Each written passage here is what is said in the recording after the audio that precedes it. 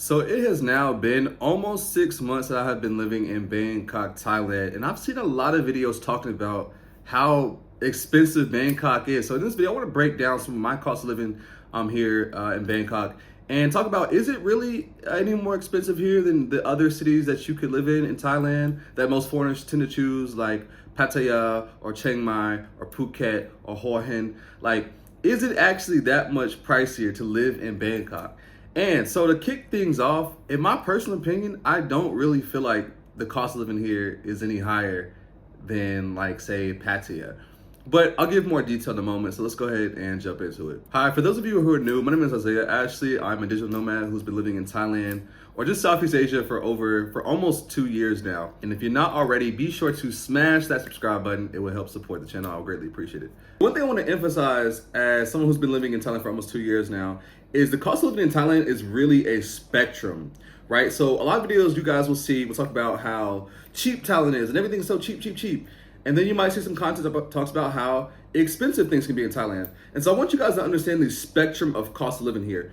And so when you see this content, do note that you can live in Thailand on all different types of budgets. I watch interview videos all the time, people saying what their cost of living is here. And you'll hear people say numbers all the way from like as low as like $800 a month up to people who say it costs them, 4,000 plus a month to live in Thailand, say even in Bangkok. And so what I want to say, guys, I want to kick things off with the obvious, is that your cost of living is really subjective to your lifestyle.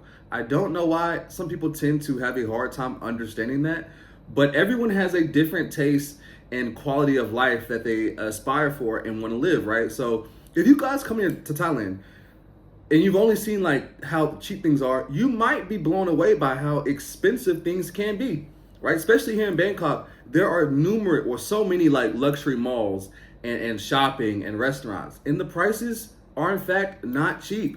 Stuff can really get expensive out here. I mean, like, there's no shortage of high-end dining and luxury shopping here in Bangkok. So what I want you guys to understand is that once again, it's a spectrum. There are people that live in Bangkok that got a lot of money. There are condos here that cost a lot of money, that very expensive, more than you would pay in certain major Western cities. But the reason why I want to emphasize the spectrum is that, like, yes, Thailand pretty much serves whatever your budget is. If you come out here, you want to be top baller, shot caller, listen, your money can get spent out here. There is a lifestyle for you here. If you want to live a very modest and humble life, you can also get by with that. So with that being said, let's get into my specific cost of living. And we'll start with the biggest one for most people, which is going to be accommodation, your monthly rent. So guys, I have a 12-month lease. I've been living in my condo here in Bangkok now for since the beginning of April of this year, 2024. I absolutely love my condo. Since making my video, I'm probably single-handedly responsible for at least 15 plus people getting a room here at this building. So I've had a little bit of influence. I'm saying I got to toot my own horn. But yeah, so I love my condo. It's about 35 square meters. And this is a point I want to bring up right here. A lot of people, they might think 35 square meters is too small. Once again, so your taste will play a part.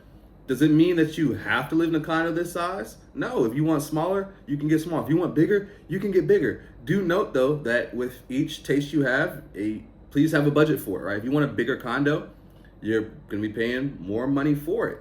So understand preference first, and you have to give context to cost of living.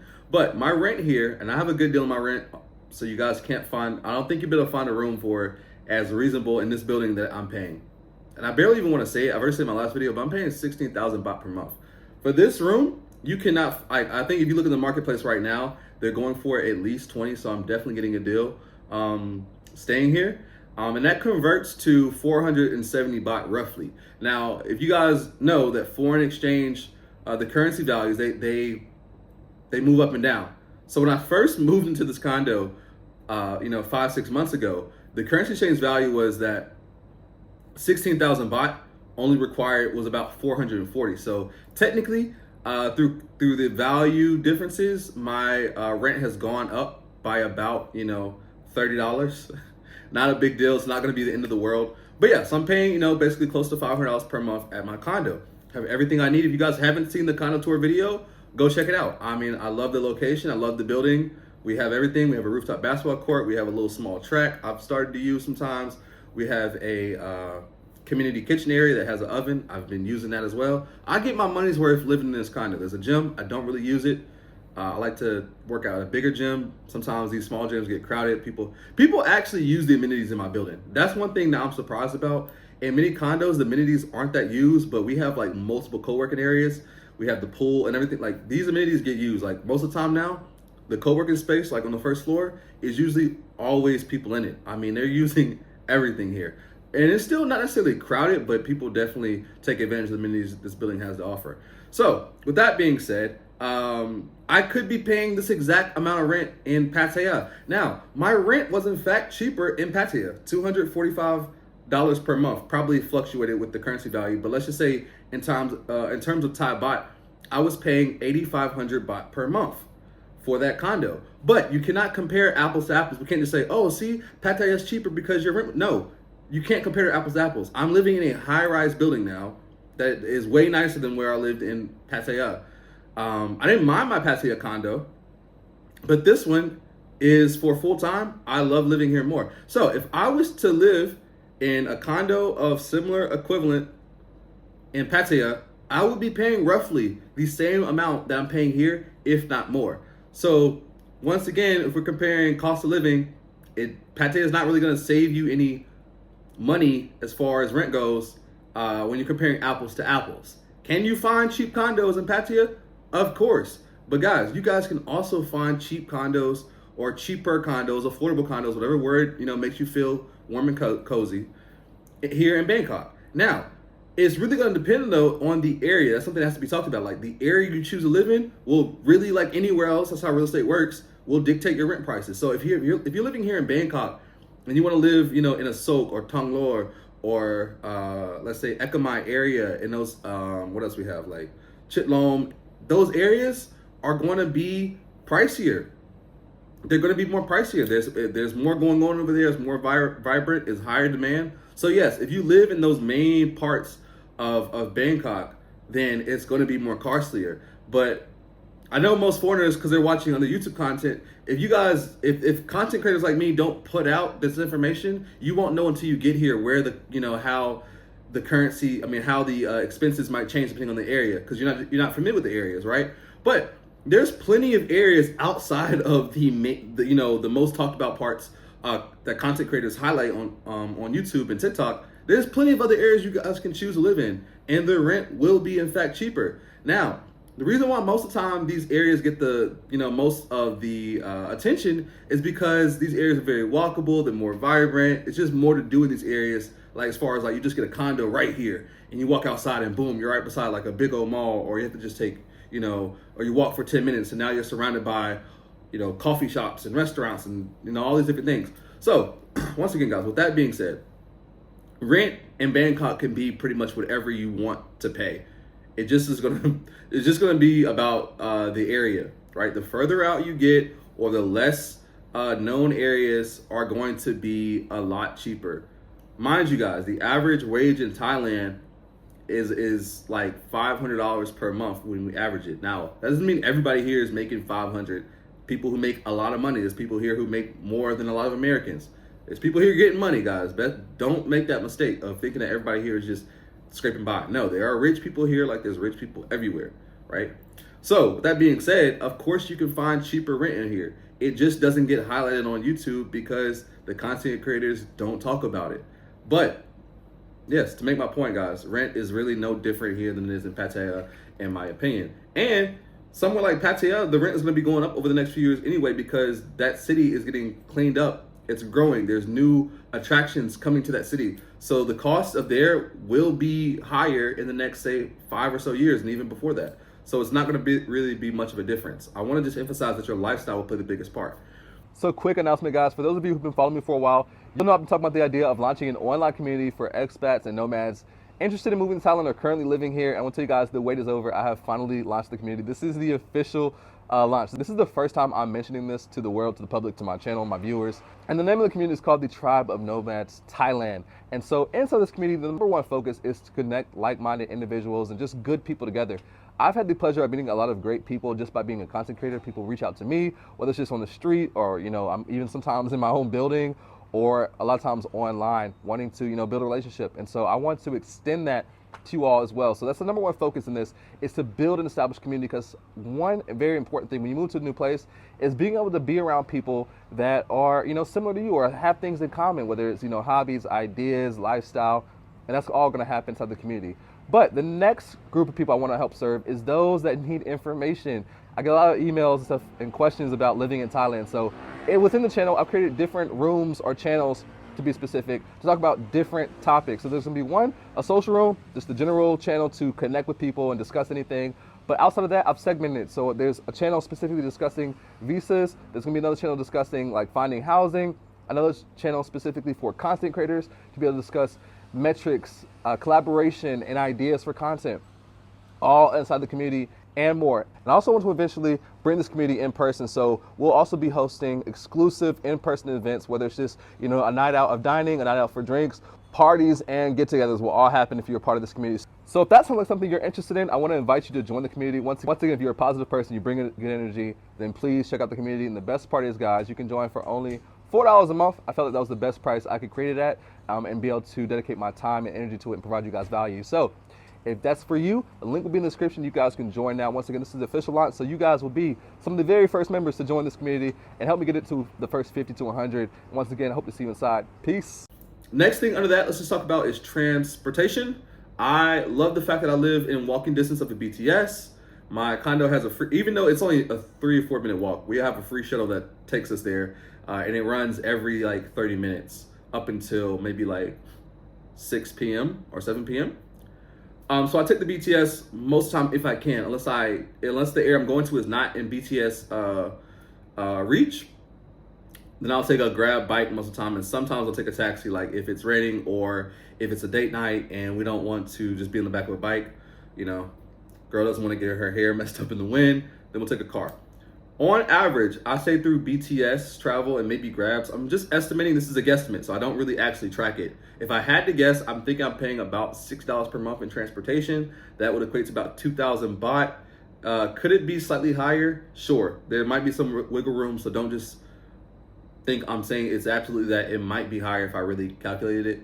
But if we want, let's just say we add $40 more around to 100. I don't think it's any more than $100 per month in transportation costs. So there's that.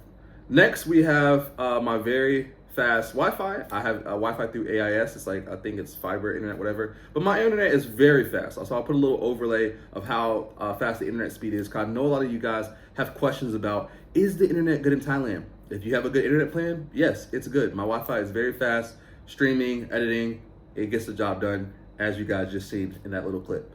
My next expense that's attached to my condo is going to be utilities. So for electric, I'm somebody, I like to keep the house cold. I can't really do the heat, even in Bangkok or just in Thailand in general. You won't really catch me outside during the day like that. Unless I have some errands to run, going to the gym, whatever, or just going out to eat. I'm usually a nightlife person. I love the city at night. It lights up, just feels vibrant, it's lively. So you'll catch me out at night. And even then I still sweat. If I'm at home, I'm running my air cons. I have 2 air cons, so one in the main area that I'm sitting in right now, and then there's one in the room. So oftentimes they might be running simultaneously, or maybe just one will be running like in the living room. On average, because I run it a lot, my utility costs range from anywhere from $50 to $80 on the higher end. My most recent electric bill was about $80, so I expect it to kind of hover around that amount. And I probably can imagine that most Westerners coming here, you probably don't like the heat either, so you're probably gonna be running your AC. So that's what comes with being at home. Like if you're at home, you're gonna be running your AC. So a lot of times, like I said, during the day, I am at home. At night, I might be away, so when I leave, I do turn my aircon off to reduce electricity use. But for the most part, it is running for a good majority of the day. So it can definitely be higher than 80 as well. Like it could, if I really run it, it probably could be up to like 3,500 baht, which would be like a little bit over $100. But still, I don't think that's too crazy. Right underneath that is gonna be the water bill, because it's attached to utilities. But water is barely an expense. On average, my water bill is about 200 baht per month. That equates to $6. So Who can complain about a $6 water bill? Not me. It's not a big deal. Next thing on my list I have is the gym. When I first came to Bangkok, I joined Virgin Active, which was costing $100 per month. But then my girl wanted to start working out with me, so we figured that we're not going to pay $200 a month total in gym. That's just a little bit ridiculous. So we both got memberships at Jets Fitness, which only runs about $40 per person, so $80 total. So literally less than 50% of what it costs for Virgin Active. Now, if you're a single person, you're not really worried about money at all, Virgin Active is a nice gym. I have a little video where, I kind of toured a little bit, at least the one by me. I live in the Punawiti area. There's one located at Traditional Park, and that one is nice. It's got everything you want. It's got the sauna. It's got a nice locker room. It's got a basketball court. It's got an indoor fighting ring. It's got a track, nice equipment, pool, free lessons. So yeah, free classes. So it's a nice gym for sure. It's more, it's upper class gym. And if it was just me going, I would say it's worth it. But I think for paying $200 a month and gym memberships for two people that's just too much. You know what I'm saying? We're in Thailand. It's too much money to be spending on a gym. I'd rather spend that money on something else. Next, this is not really a Bangkok thing, but it's just a Thailand thing. It's my phone bill. I'm paying about $32 per month for unlimited internet, which is like 5G, 4G speeds at 10 Mbps per month. Anyway, I'll put another little clip of how fast my internet runs.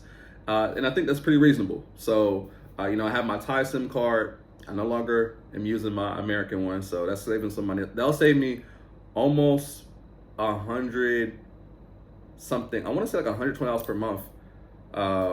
Before, for the longest time, guys, I had both a Thai SIM card on like my little backup phone, and on my main phone, I was still keeping my paying for my American plan, which basically cost me an additional $100 a month for the daily internet use. And then AT&T just raised the price by $2 more a month. You greedy little bastards.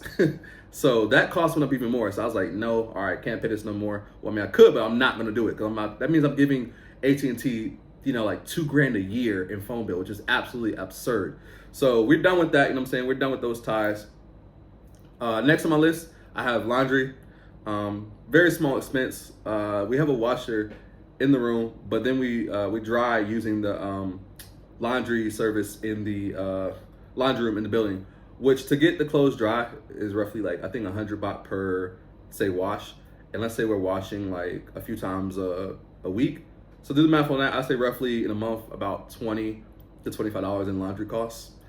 What's next? Next is haircuts. I still get my haircut in Pattaya. Your boy just got a fresh cut, so you know what I'm saying.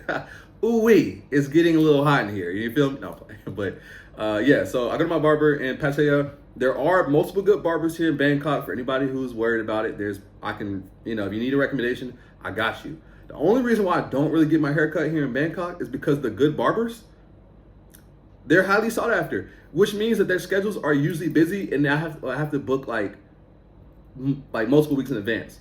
Luckily, you know what I'm saying, my Pattaya barber is still, he's like a hidden gem.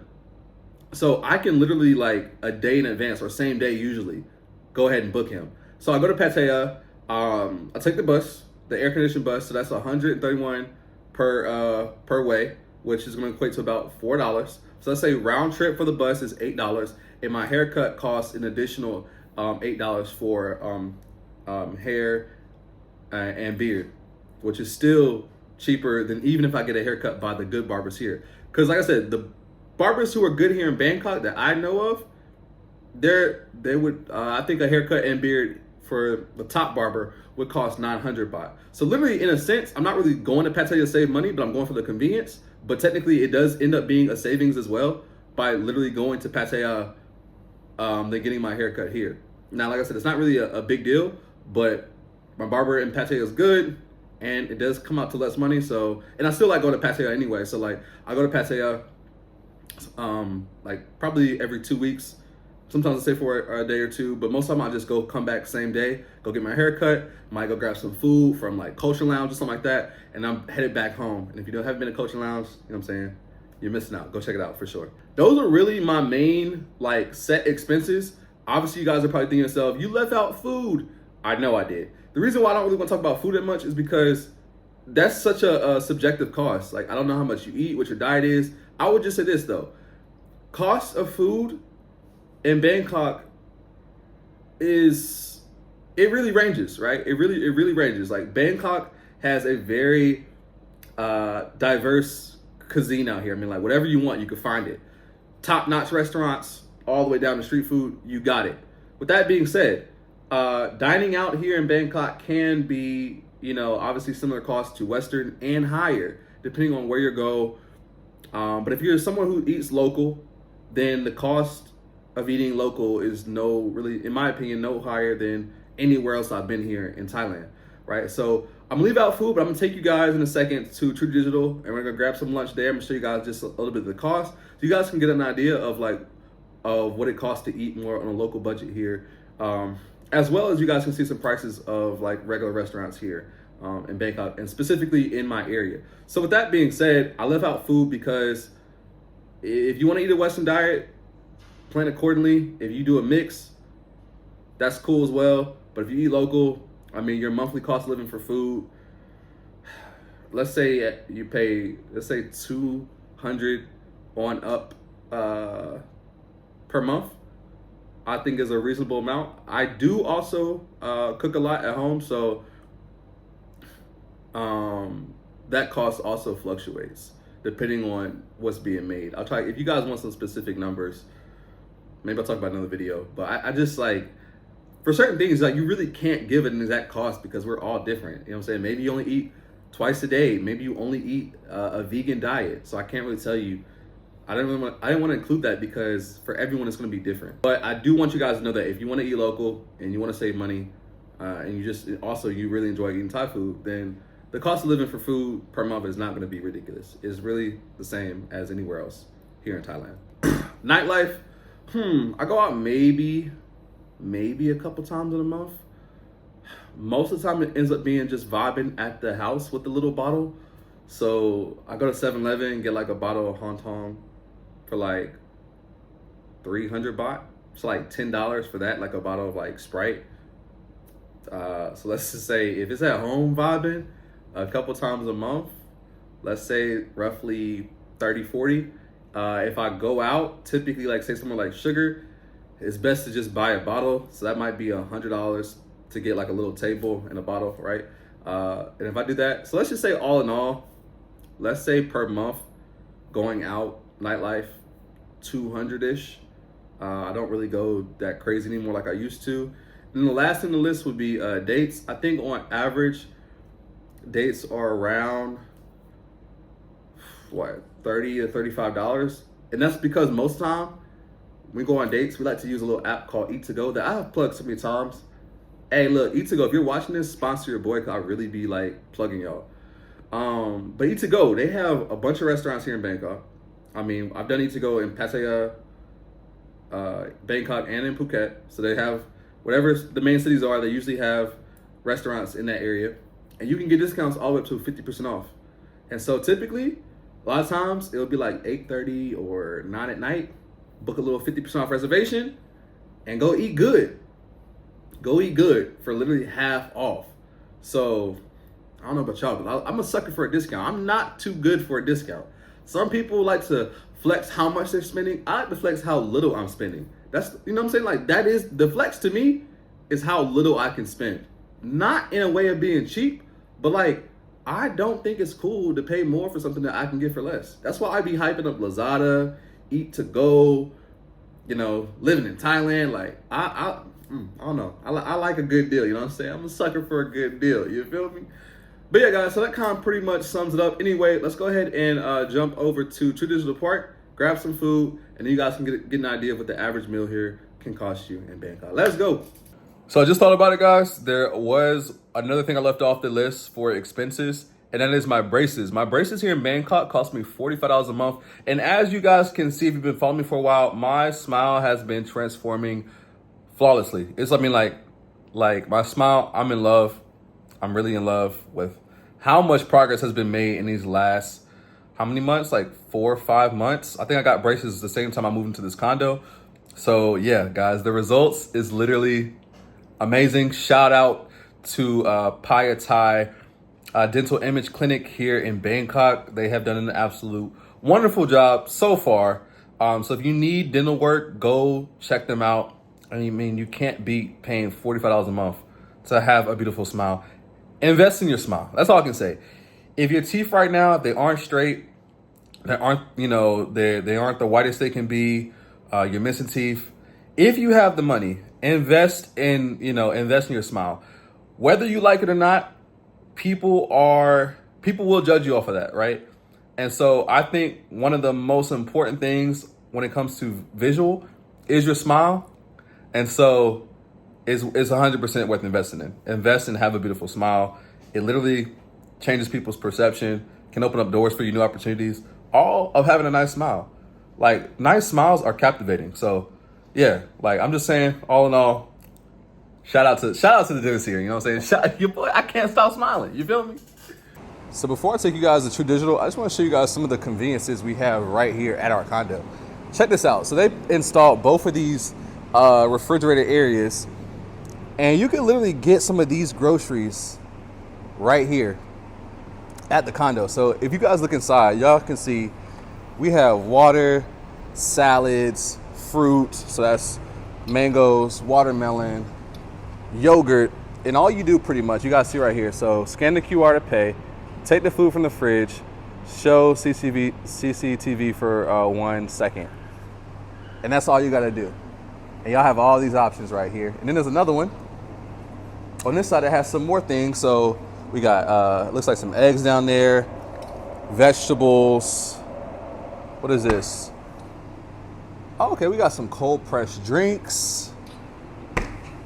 And yeah, I mean, to me, that's just super cool. Like, how many places in the US can you find them doing something like this? This is our food drop-off area. So like, if you order Grab, they'll drop it off here, put it in a box, and then send you the photo where it's at. Then we also have this towel bin machine. So you can order, like, this is your Starbucks right here. So you come downstairs, get your coffee. They have a bunch of options. I'll show you guys real quick. And this you can also scan to pay.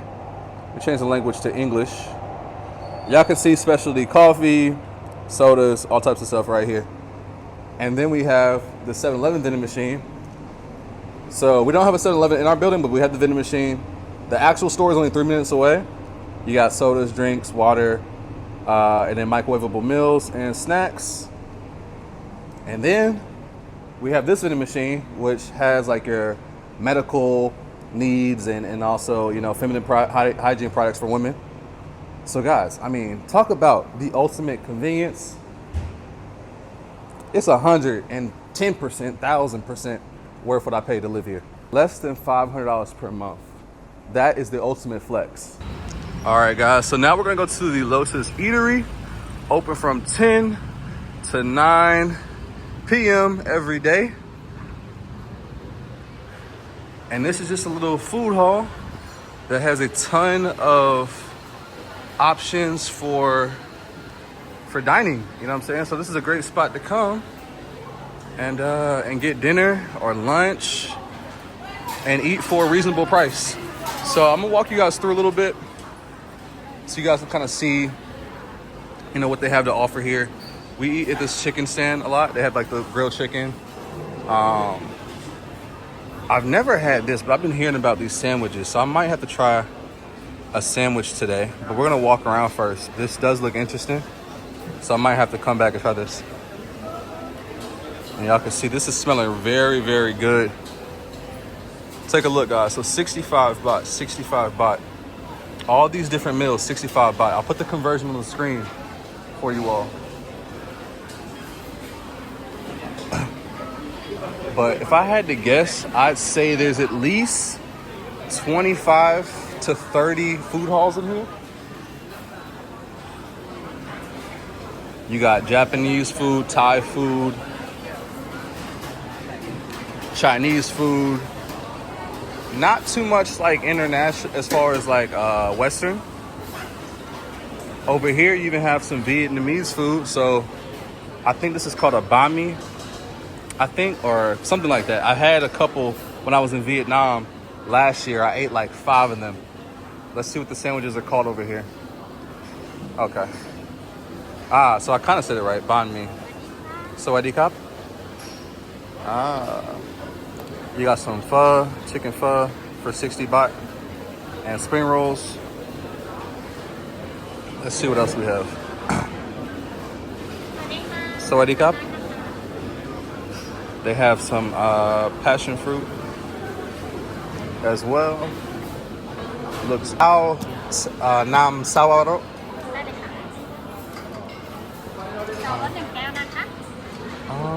Let's see. Okay. And one pokati. Okay. So in Thailand, guys, you guys want to have a Thai bank account. That way you can scan pay. It's the most common way of paying for things here in Thailand. Super fast, simple, and easy.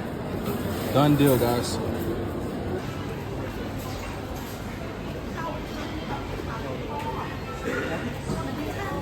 Oh, got y'all. See my cup. จ้าไก่ย่างชีไม้สีเหลืองกับสีแดงมิ้ว Okay. ออริจินอล60 บาท I'm saying Mr. Scam Man, you know what I'm Can I saying? just that? You know what I'm saying? No, I'm saying they call me Mr. Scam Man out here in Thailand, you know what I'm saying? Whatever you need, I'll scan it for you, you feel me? Copy. You know what I'm saying? Hey, scan with a plan, you feel me? All right, y'all, so I'm getting one of these toast sandwiches. I've been hearing about them. So I got a bacon, egg, and cheese just finna whip up for me right now. And it was 119 baht. So I'll put the conversion on the screen. That's roughly about $4, pretty much.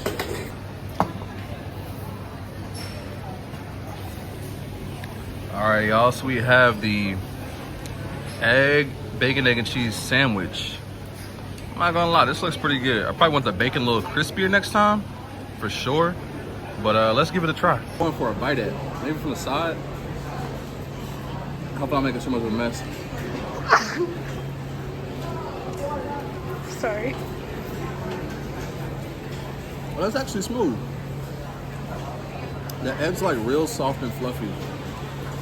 Then they have the sauce that has like a little sweet taste to it. The bread, soft, buttery, as y'all can see. That's pretty good. The only thing I would want though, like I said, crispier bacon. Fruit smoothie for 50 baht. $1.50. Can't beat that.